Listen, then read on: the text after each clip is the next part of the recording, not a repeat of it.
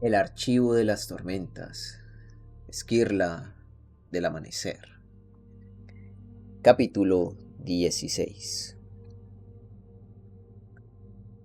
Por un instante, Risin estaba de vuelta en las islas Reshi. Cayendo, cayendo, dando contra el agua. Por un instante se encontró de nuevo en aquellas profundidades tras haberse precipitado desde una altura tan increíble, entumecida, viendo desvanecerse la luz, incapaz de moverse, incapaz de salvarse. Entonces los dos instantes se separaron. No estaba en las islas de Reshi, sino en el gélido océano cerca de Akinag. El choque de frío hizo que quisiera dar una bocanada o chillar. Por suerte mantuvo la boca cerrada mientras Cuerda, buceando sobre todo con las piernas, la impulsaba hacia abajo.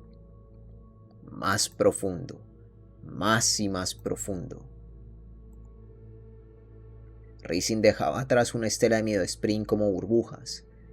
Cuerda era una nadadora inesperadamente poderosa, pero que la llevaran de aquella manera, que tiraran de ella hacia la oscuridad,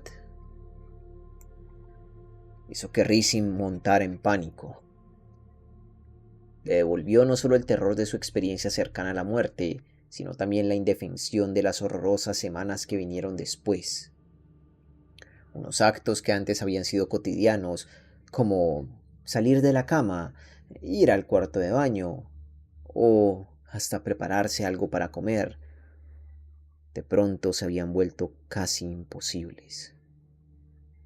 El miedo, la frustración y la impotencia que acarrió aquello habían estado a punto de superar a Risin.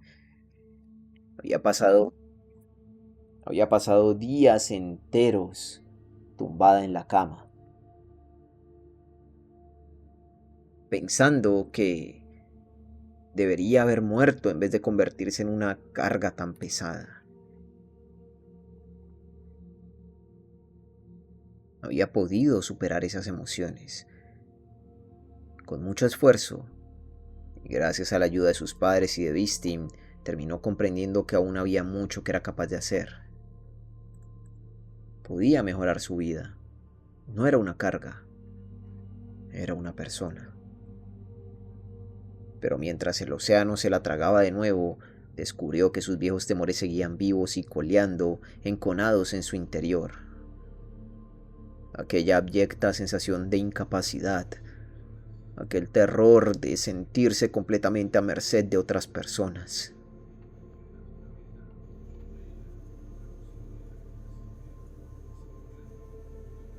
Y entonces vio los Sprint. No los miedo Sprint, sino los suerte Sprint con forma de puntas de flecha y cuerpo de rechonchos titilantes, surcaban el agua alrededor de Cuerda y ella. Docenas, centenares. La luz del cielo nuboso había desaparecido y a Risin le dolían tanto los oídos que tuvo que compensar soplando con la nariz pellizcada. Pero aquellos Sprint estaban centelleando, alumbrando el camino, animándolas a seguir. «Os conozco, Sprint», pensó. Debería estar histérica, temiendo ahogarse, pero en vez de eso observó a los Sprint. «¿Cómo pude caer desde tan alto y no morir? Todo el mundo dijo que era un milagro». Se retorció entre los brazos de Cuerda. Los Sprint estaban guiándolas hacia una luz centellante que emanaba de unas rocas. ¿Podía ser un pequeño túnel? Risin por fin fue consciente de que empezaban a arderle los pulmones. Se separó de Cuerda, se volvió y empezó a empujarse siguiendo las rocas. Cuerda la siguió al interior y los Sprint se adelantaron más, guiándolas por las tenebrosas profundidades hasta... Risin asomó la cabeza al aire. Cuerda emergió al cabo de un momento. Risin respiró a bocanadas, temblando en la oscuridad. ¿Dónde había ido la luz? ¿Dónde habían ido los Sprint? De pronto había una negrura absoluta, aunque su respiración resonaba en unas paredes cercanas. Parecían haber salido a una especie de caverna situada bajo la isla. Asió unas rocas a un lado del agua y se aferró a ellas con el brazo derecho mientras buscaba el saquito de esferas que llevaba en el bolsillo izquierdo de la falda. Hurgó en él y sacó un brillante marco de diamante que sostuvo a través de la fina tela del guante de su mano segura. La luz le reveló a Cuerda, con el cabello rojo pegado a la piel, agarrada a unas piedras cercanas. En efecto, estaban en una caverna, o más bien en un pasadizo que terminaba en un pequeño estanque. Cuerda se izó sobre las piedras y ayudó a Risin a salir. Se quedaron sentadas un momento, tosiendo y respirando hondo. ¿Siguen? ¿Siguen aquí? Preguntó Risin al cabo de un tiempo. ¿Los Suerte Spring? A Paliki. Tocó dijo Cuerda señalando el aire, aunque Risin no vio nada. ¿Se han mostrado a ti? Sí, susurró Risin. Bajo el agua. Nos han guiado. Nos han dado velocidad al bucear, dijo Cuerda. Mi padre siempre ha tenido las bendiciones de los Spring.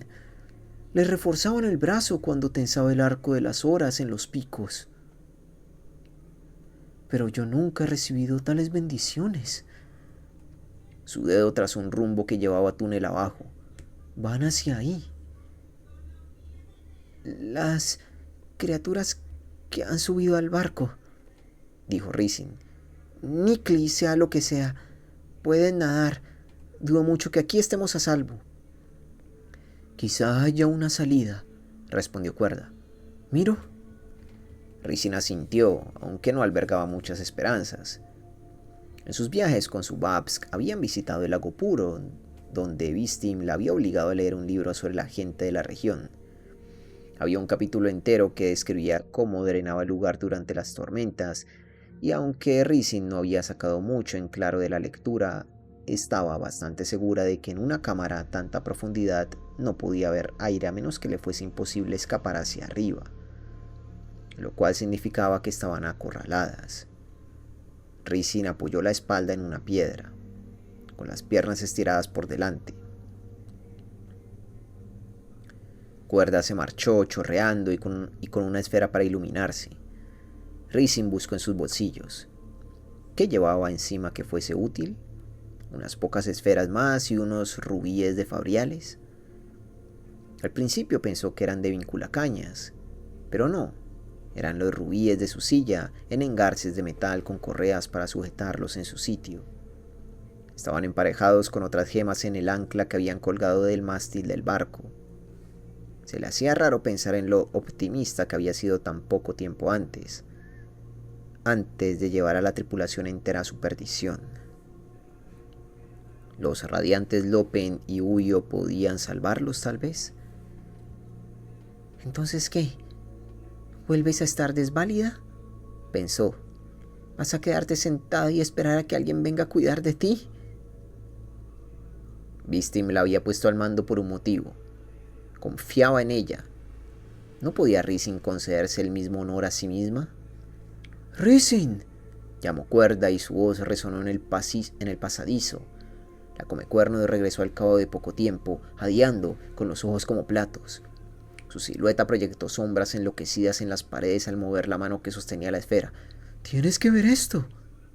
«¿Ver qué?», preguntó Risin. «Tesoro», dijo Cuerda. «Armadura, Risin. Armadura esquirlada. Los dioses han oído mis plegarias y me han llevado hasta ella». Se agachó para volver a cargar con Risin al hombro. «Espera», dijo Risin. «¿Qué tal si probamos con estos?» Levantó un rubí y lo activó, girando una parte del engarce. Eso hizo que el rubí se quedara flotando en el aire. Cuerda salió corriendo y volvió al cabo de un momento con un banco pequeño y una lanza anticuada. Servirían. Usando las correas de cuero de los Fabriales, Risin los ató a las patas del pequeño banco. Cuando Cuerda levantó el banco y Risin activó los Fabriales, el banco levitó en el aire. Subía y bajaba un poco con los movimientos del barco en la superficie, pero con lo calmado que estaba el océano en aquella zona no era mucha variación. Al poco tiempo, Rising ya estaba impulsándose por el aire con la lanza, flotando al lado de Cuerda. Aunque el lugar donde habían emergido era de piedra sin labrar, el siguiente tramo de túnel estaba tallado para abrir un pasadizo. En sus paredes encontraron unos extraños murales, personas con las manos hacia adelante, cayendo por lo que parecían ser portales y saliendo a una luz. Poco más allá de ellos, llegaron a una pequeña sala cuadrada. Tendría unos 4,5 metros de lado y los ojos de Rising se fijaron de inmediato en el increíble mural que dominaba la pared del fondo. Representaba un sol que estaba fragmentándose en pedazos. Cuerda le enseñó la armadura esquirlada cuyas piezas estaban apiladas con cuidado en una esquina de la pequeña cámara, junto con algunas armas ornamentadas y algo de ropa. Ninguna de las armas parecía ser esquirlada, pero también había unos dispositivos moldeadores de almas en unas cajitas junto a la pared. 4 estaban en un banco idéntico al que Rising usaba para desplazarse y otros 4 en el suelo, donde seguramente los habría dejado Cuerda. Una puerta metálica incrustada en la piedra en el lado izquierdo de la sala estaba entreabierta. Rising se empujó hacia ella y miró al otro lado, donde había un corredor incluso más largo con el techo abovedado y paredes de piedra muy bien labrada. Brillaba una luz en algún lugar más al fondo que iluminaba unos enormes cráneos de caparazón con cuencas oculares negras y profundas. Rising se sintió tentada de seguir explorando, pero la retuvo algo que había en el gran mural de la pequeña sala. Se impulsó hacia él.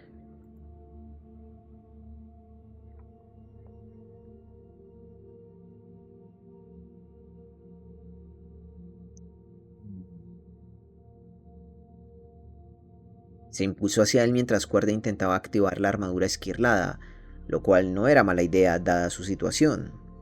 Cuerda le pidió gemas y Rising, distraída, le entregó su saquito de esferas. Ese mural era circular y, con sus incrustaciones de pan de oro, parecía emitir su propia luz. Tenía partes escritas que Rising no reconoció. No había visto esas letras en ninguno de sus viajes. No era ni siquiera el canto del alba. Las peculiares letras eran una forma de arte en sí mismas, curvadas en torno al exterior del sol que estallaba, dividido en partes casi simétricas. Eran 4 pedazos, cada cual a su vez dividido en 4 piezas más pequeñas. La lanza se le escurrió de los dedos y cayó con estrépito al suelo. Rising juraría que podía notar el calor de ese sol ardiendo, inundándola. No estaba furioso, aunque Rising sabía que lo estaban descuartizando como una persona sometida a un horrendo aparato de tortura. Sintió algo emanando de él. Resignación, confianza, comprensión. Este es el verdadero tesoro, pensó, aunque no sabía por qué. Esas palabras ardiendo en la pared. ¿Quién habría creado aquello?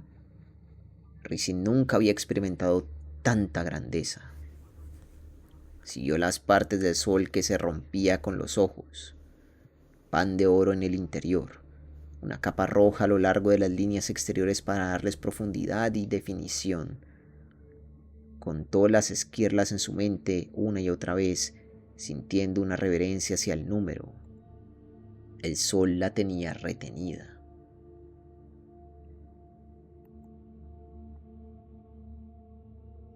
Te han traído hasta aquí, se dijo, una guardiana de los antiguos pecados. Pues claro que así era. Tenía todo el sentido del mundo. Un momento, ¿lo tenía? Sí, pensó. Es lo que ha ocurrido. Ya quedan pocos de ellos, y por eso los insomnes se encargan ahora de la tarea. Por supuesto, todas aquellas bobadas en la superficie de la isla, distracciones, pensadas para evitar que nadie buscara aquello. Racing se sacudió y arrancó su mirada del mural. Esos pensamientos parecían los de otra persona, introducidos en su mente. ¿Qué le estaba pasando? ¿Por qué había soltado la lanza? Después de tanto trabajo para poder moverse por sí misma, ¿lo dejaba escapar sin más? Estiró el brazo hacia abajo, pero estaba demasiado elevada en el aire. Al agacharse sintió una presión en su mente. El mural llamándola. Cerca de ella, Cuerda murmuró en voz baja. Racing miró y encontró a la Comecuernos con las botas de la armadura esquirlada puestas, intentando obligar al peto a aceptar sus esferas. Creo que necesitas gemas sueltas, Cuerda, dijo Racing. no recubiertas de cristal. No, tengo bastantes, respondió Cuerda. Podríamos usar estas, propuso Racing, señalando los rubíes de debajo de su banco. Cuerda vaciló. Me parece bien, dijo Racing. Si logras que esa armadura esquirlada funcione, podría ser capaz de defendernos. Cuerda asintió y se acercó para ayudarla a bajar al suelo. Racing se sintió apesadumbrada. Cada vez que llegaba a saborear la libertad ocurría algo que se la arrebataba. Cuerda dejó a Racing sentada en la fría piedra y sacó los 4 rubíes de sus engarces. Los enganchó en las grebas de la armadura esquirlada que luego se puso en las piernas. Las piezas se apretaron al instante encajando en su sitio. La Comecuernos miró el peto.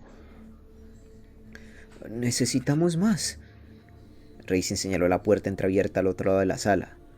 He visto luz por ahí, en el túnel más grande. A lo mejor son gemas. Cuerda fue corriendo y abrió la puerta del todo para mirar al otro lado de los enormes cráneos de caparazón hacia la luz distante. ¡Ay, Sprint!, dijo, y echó a andar hacia allí con las botas metálicas tañendo contra el suelo. Cargaba con el peto de la armadura, aunque parecía pesar muchísimo. Racing se volvió intentando no mirar la pared, que daba una sensación incluso más cálida. Por desgracia, al poco tiempo empezó a oír agua salpicando desde la dirección del estanque. Su enemigo las había encontrado. Guardiana de los antiguos pecados, pensó. ¿Qué significaba? ¿Por qué se repetía la idea una y otra vez en su mente? Sintió el mural cerniéndose sobre ella, eclipsándola. Muy despacio, se volvió y alzó la mirada hacia el sol que estallaba. Acéptalo. Conócelo. Cambia. Se calmó, esperando a que... Sí, susurró Racing. Algo se internó de golpe en su mente. Fluía desde el mural a través de sus ojos abrazándole el cráneo. La aferró, la retuvo. Se unió a ella. La luz consumió a Racing por completo.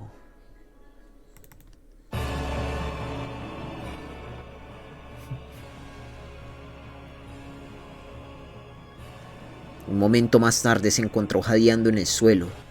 Parpadeó y se llevó las manos a los ojos. Aunque le caían lágrimas de las comisuras, no tenía la piel en llamas y no se había quedado ciega. Levantó la mirada hacia el mural y vio que no había cambiado en nada, solo que ya no sentía ningún calor emanando de él. Era solo un mural, hermoso, sí, pero ya no. ¿Ya no qué? ¿Qué era lo que había cambiado? Sonidos de patas correteando, centenares de leves pisadas en la piedra que llegaban desde atrás. Racing giró la cintura y recogió la lanza que había estado usando para moverse, pero no era ningún soldado. ¿Qué era entonces? ¿Una inútil? No, pensó, decidida a no volver a hundirse jamás en esa autocompasión. No soy una inútil ni por asomo. Era el momento de demostrar que merecía la confianza de Vistin.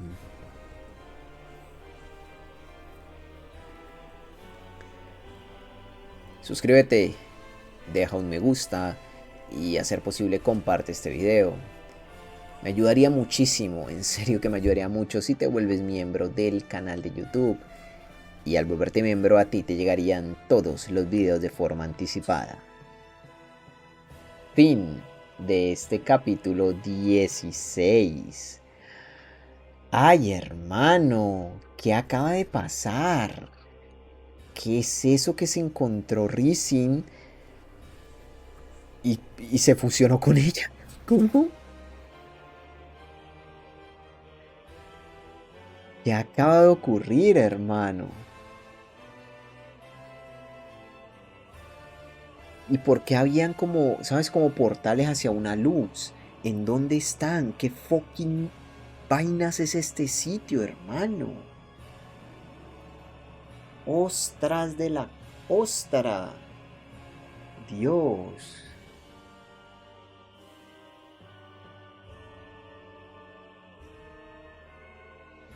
Definitivamente adquirió algún tipo de poder que ella no sabe qué rayos fue. Pero supongo que lo veremos manifestado en breves porque tiene el peligro básicamente a sus espaldas.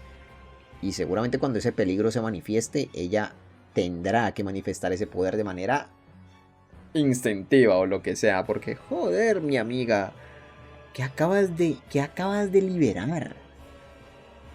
¿Qué acabas de...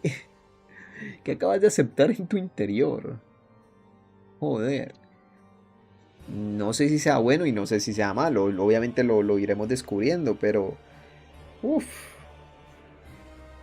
¿Qué consecuencias traerá esto?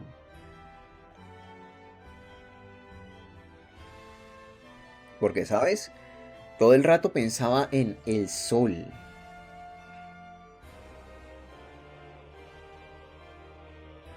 Porque el sol es odium.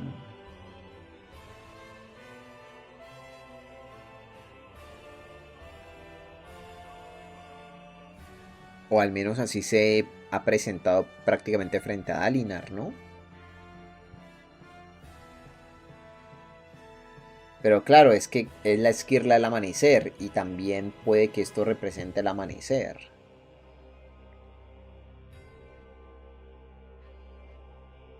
Un sol que se divide en 4 y luego en otros 4 más. Sí. Qué cosas. Bueno, en fin, nada. Espero que hayan disfrutado de la narración. Y veremos qué nos traerá lo siguiente en Esquirla del Amanecer. Hasta la próxima.